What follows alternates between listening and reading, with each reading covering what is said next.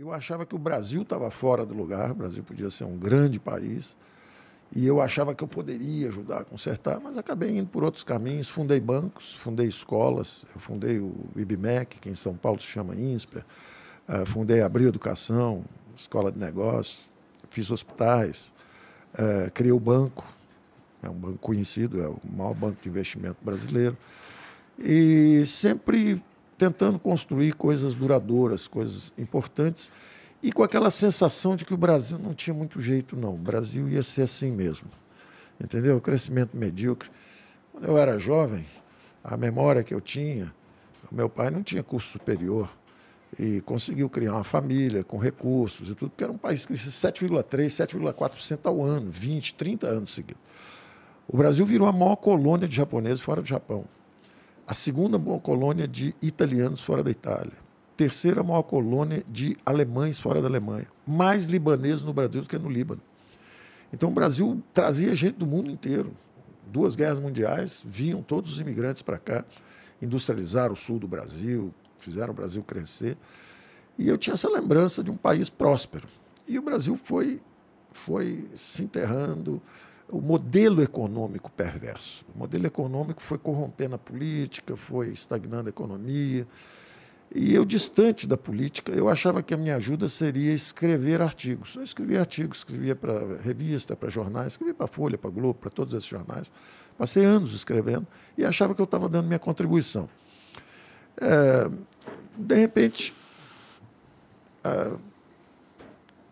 por circunstâncias, acabei numa mesa conhecendo o presidente Bolsonaro. Na época ele era deputado, ele me chamava de professor, eu chamava de deputado. E ele falou assim, você quer me ajudar? Eu falei, já estou ajudando alguém, mas assim, sem o menor interesse em entrar em política e tal. E ele falou, olha, se essa pessoa desistir, você me ajuda? Que aí é o PT e eu estou do outro lado. Eu falei, sim, eu ajudo. E aí, com esse compromisso de eu ajudo, eu acabei entrando. E foi interessante, porque é o que eu digo, era uma aliança de liberais e conservadores, porque nós estávamos convencidos que o Brasil estava no caminho da miséria, o Brasil estava estagnado. Eu, inclusive, mesmo ajudando, eu falava, será que é possível mesmo? Será que nós vamos conseguir erguer o país? O país estava no chão, quebrado. Empresas estatais quebradas, crescimento zero. Eu tinha visto a tragédia brasileira ao longo de décadas. O Brasil crescia 7, passou a crescer 6, 5, 4, 0.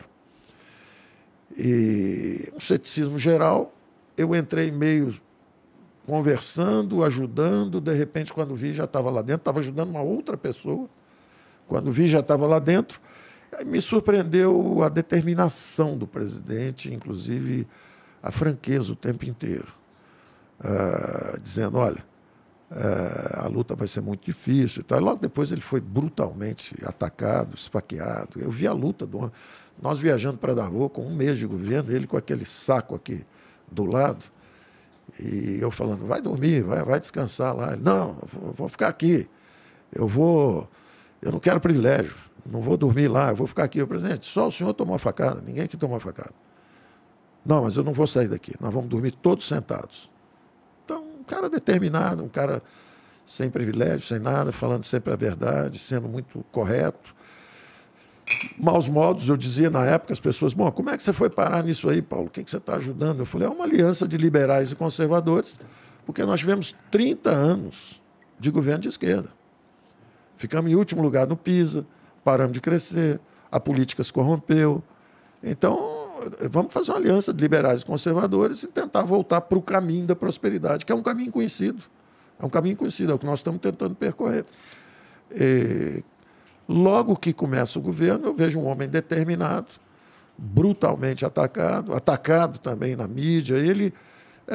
Eu até racionalizei, porque as pessoas diziam, pô, mas ele também... Eu falo, peraí, quem sofreu o ódio foi ele. Ele levou a facada. Então, que negócio é esse chamar, dizer que ele é que está espalhando o ódio? Ele foi vítima do ódio, ele tomou a facada. Primeiro. E segundo, o seguinte, maus modos. O presidente tem maus modos, mas tem bons princípios, tem boas intenções, é como eu imagino. Então, logo no começo, nosso relacionamento inicial foi um olhar para o outro, ele confiou em mim para tocar a economia, e eu falei, bom, política eu não entendo muito, Vamos ver se ele cuida dessa parte. Então foi assim que nós acabamos começando a trabalhar juntos. Fizemos um primeiro ano com reformas, a coisa estava mais ou menos andando, começamos a levantar o Brasil estava no chão, nós começamos a levantar o Brasil. Sofremos a crise hídrica, sofremos a crise que houve lá com o colapso da Argentina, 40% das nossas exportações industriais, São Paulo principalmente, iam para a Argentina. Ao mesmo tempo, aconteceu Brumadinho. Brumadinho nos tirou também 0,3, 0,4 de crescimento do PIB. Então, nós fomos atingidos por 2 ou 3 acidentes assim, econômicos fulminantes.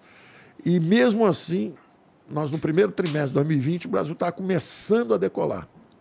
Até agora, nós não tínhamos conseguido bater a arrecadação no início de 2020, que era sinal que a economia já estava começando a decolar. Nosso plano original era crescer 1% no primeiro ano, fazia as reformas, 2% no segundo ano, ia acelerando, 3%, 3,5%, já estávamos o Brasil já no caminho da prosperidade, recuperando sua dinâmica de crescimento. Infelizmente, abateu-se sobre nós uma tragédia humanitária de proporções nunca vistas. Quer dizer, chegou o Covid. E o que mais me impressionou durante o Covid foi como as pessoas subiram em cadáveres para fazer política. Em vez de ajudar o Brasil, houve gente sabotando, atacando por trás, difamando, em vez de nos ajudar a fazer a coisa certa. Isso me impressionou muito, a falta de humanidade, a falta de solidariedade, a falta de fraternidade, disfarçada de vontade de ajudar, quer dizer, hipocritamente.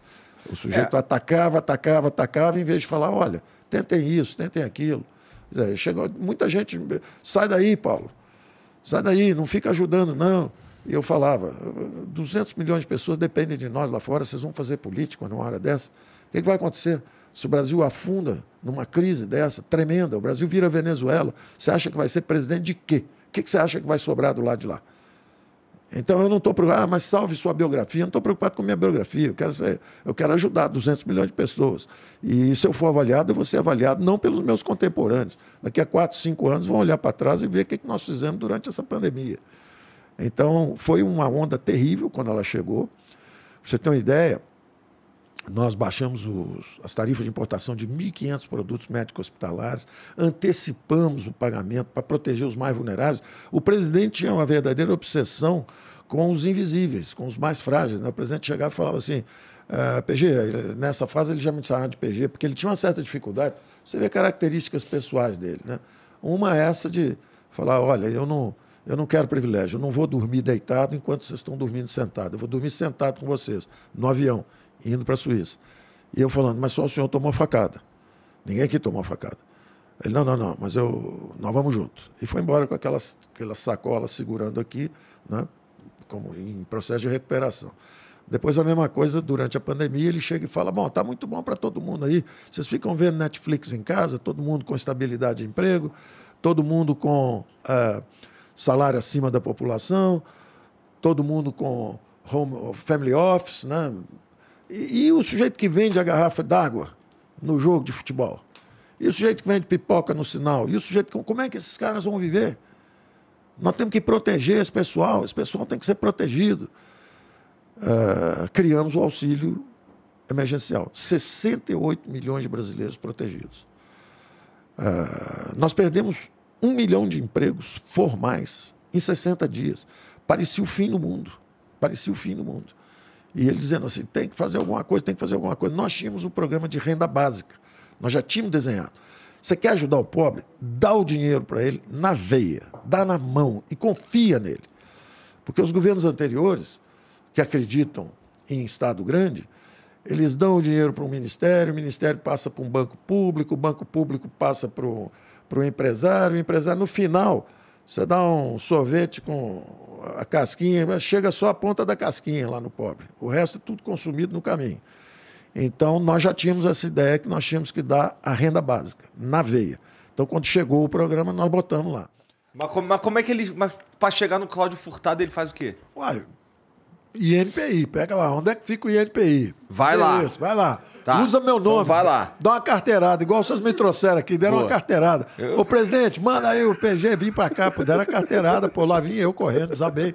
Eu nem sabia que hora que ia ser, pô, tudo na carteirada, pô, vocês dão uma carteirada. O presidente tem esse crédito comigo. Tá. Então aí, ó. Fica esperto. Agora vão dar uma carteirada pra cima do Cláudio. Isso. E aí, Cláudio, tu vai ter que receber o moleque. Vai ter que receber o cara lá, o cara é engenheiro, pô.